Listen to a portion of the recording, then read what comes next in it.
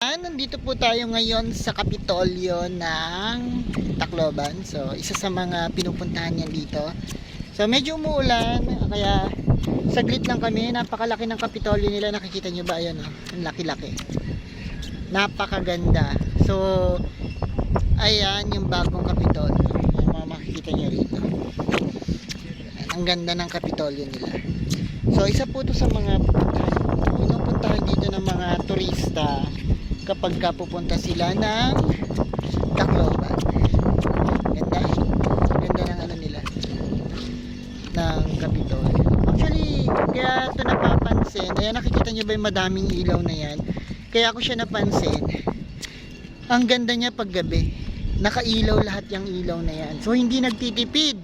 Hindi katulad sa Manila, tsaka sa Malabon, pag dumaan ka dun sa daanan nila, patay lahat ng ilaw. Kaya ang dilim. Hindi ko naman binabash. Sinasabi ko lang yung totoo.